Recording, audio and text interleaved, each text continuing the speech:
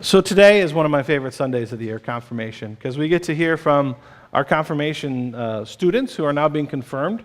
They're going to share their faith talks with us, so I'm going to be very brief today, because it's a chance to actually speak out about faith, about what we believe and why we believe it and how it affects us. And it's a chance to be honest, to say, I don't really know what I believe, but I know that in baptism, God claimed me, and I don't really know what that means for my life yet, but I think it's a pretty cool thing. But I want to go to the disciples who are on the road to Emmaus, Cleopas and his friend, and they were talking as if they didn't understand what was going on, which you could kind of excuse them for not understanding. It would be a difficult thing to understand that this person whom you had put hope in died and then was resurrected. And what does that mean? And is it true? And what does the future mean now?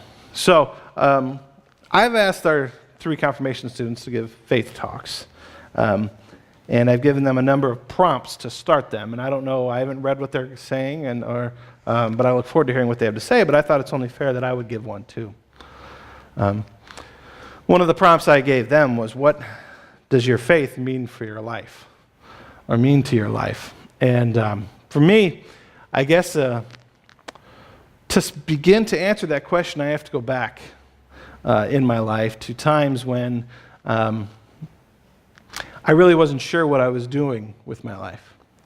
And I guess that starts, there's been a lot of times, but when I graduated from high school. My first year of college, as you've all heard before, my stellar academic record my first year of college. I think it was a 1.6 GPA, and trying to figure out what was I supposed to do. I'm out of high school now. I'm a grown-up. I've never left my parents' house. I went to college around the corner, and so it was the summer. Summer had just begun after my first year of college, and I was working for a landscape company, and I was delivering trees for a living, making $9 an hour. Thought I was wealthy.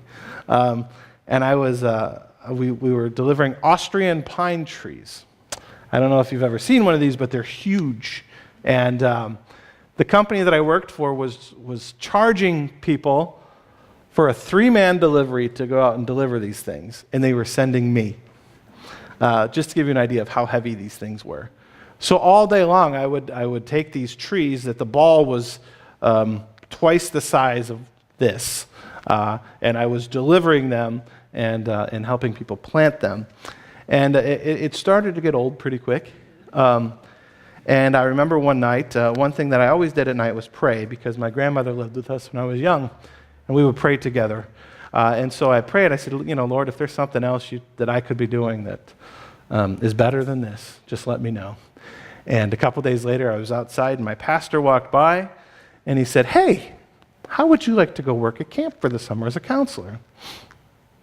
And I just immediately said, well, that would be fun, but no, I can't do that. And after thinking about it for a day and talking to my mother, I was there a week later, being a counselor at camp. And it was the first time I'd ever been really away from my home. It was the first time I had to do my own laundry, which I didn't know what I was doing. I almost burned the thing down, but that's a story for a different time. But realizing in that moment that God had heard my prayer and that God had answered my prayer. And so the first night I was sitting in a cabin with a dozen teenagers, and they were all looking at me, and I was looking at them. And I had skipped staff training, and I was like, what am I supposed to do now? And I just said, God, tell me what to say. And it was amazing in that moment that I discovered that I had a gift for ministry. I had never known that before. I would have never put myself in a situation where I would have known that before. Excuse me. I did that the next summer, and I thought that I had given God enough time of my life, and I was going on now to be the next Warren Buffett. And so after college, I had a good job working for Chrysler. I've told this story before, and was there for a handful of years. and just kind of reaching a point where, this is good, but I know life can be better. I felt God calling me to do something. So I said, okay, God, what do you want me to do? And God said, go to seminary. And so I did, and it was hard. It was hard leaving behind the things that I had.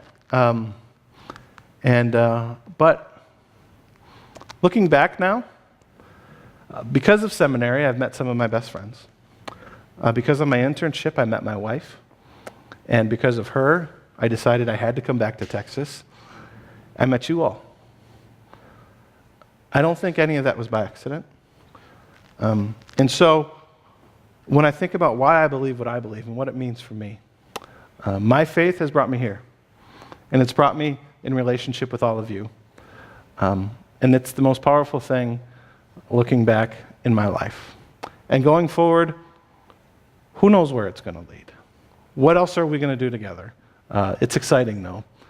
Every time I've let God lead, my life has gotten a lot better. So that's why.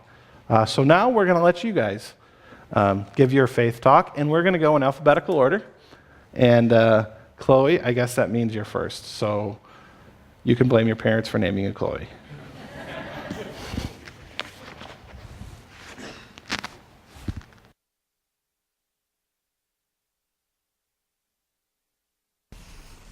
All right, so I'm Chloe, and I've been a little not looking forward to this. Apparently that makes my mom sad, because this is supposed to be a happy day. So I'm going to start by saying I am happy. And having to give a faith talk, I've gone through the actual process and feelings of what exactly I'm trying to do up here, getting confirmed. My mom and I had a good time recently taking a trip down memory lane, to the day that I was baptized. We looked at pictures of me as a baby with my parents, my grandparents, and my godparents, who, by the way, are all here today for my confirmation. The pictures of my baptism were nice to have because I don't remember it at all. God claimed me that day, December 26th, 1999, and I didn't have to do a thing. But now it's my turn. My turn to say thanks God for claiming me. My turn to confirm that I am a child of God. My turn to confirm that I will serve God and walk with God my whole life. Sometimes we sing this hymn that's one of my favorites. It's called On Eagle's Wings, written by Michael Jonkis. And when I sing it, it gives me the biggest confidence and joy in my heart that God has taken care of me. Most of the words come from Psalm 91. I'm not going to sing it for you today, but the words go like this. You who dwell in the shelter of the Lord, who abide in the shadow for life, say to the Lord, my refuge, my rock in whom I trust. And he will raise you up on eagle's wings, bear you on the breath of dawn, make you shine like the sun, and hold you in the palm of his hand. The snare of the fowler will never capture you, and famine will cause you no fear. His faithfulness is your shield. For to his angels he's given a command to guard you in all of your ways. Upon their hands they will bear you up, lest you dash your foot against a stone. And he will raise you up on eagle's wings, bear you on the breath of dawn, make you to shine like the sun, and hold you in the palm of his hand. So I have chosen Psalm 91, verse 2 as my confirmation verse. I will say of the Lord, he is my refuge and my fortress, my God in whom I trust. As I said at the start of this that I was happy, well, I am happy, because what could really be happier than knowing that God has me in the palm of his hand?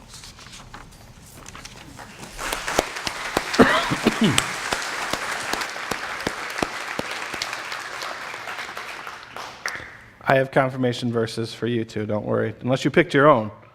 I have one for you too that I picked, and I'm going to give it to you today. I told you I wasn't, but I will later on. Connor, you're next.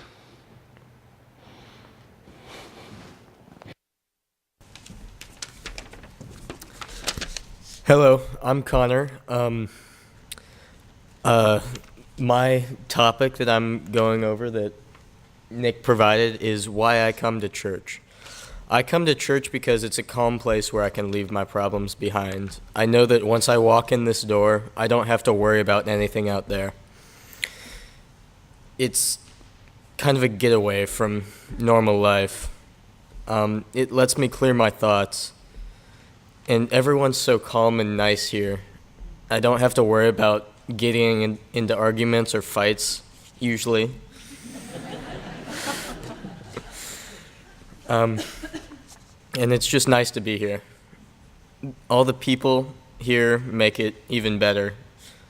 I'd like to thank everyone for helping me through this journey, and that's really all I have to say.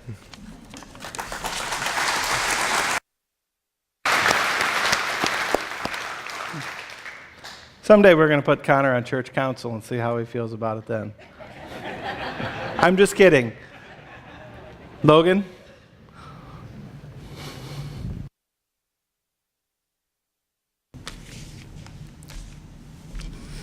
My name is Logan, and in preparation for today, I was asked to answer a few questions, and they are, what does God mean to me?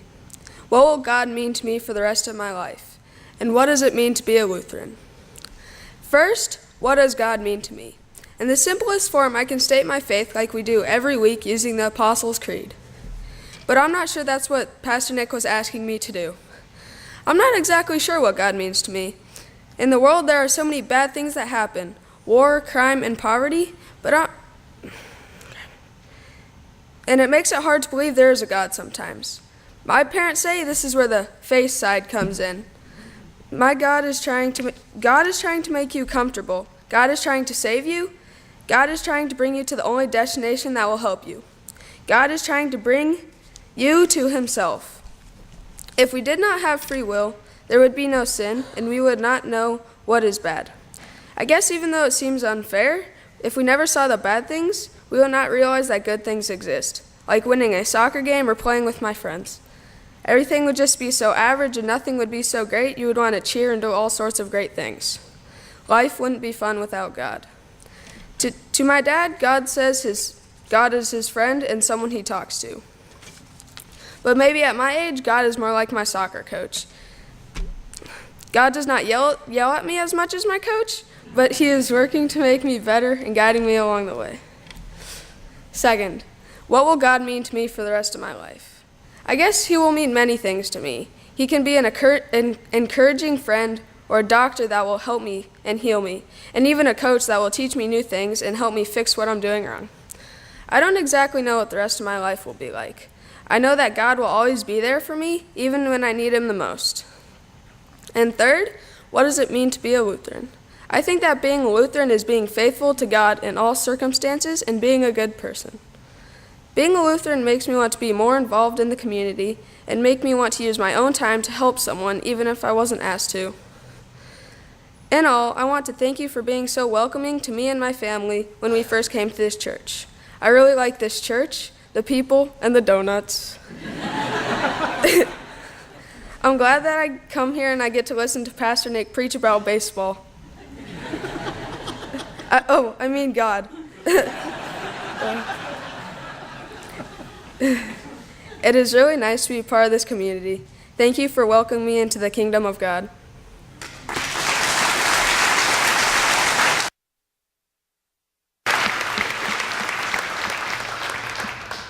Amen. Let's all stand and sing our hymn of the day.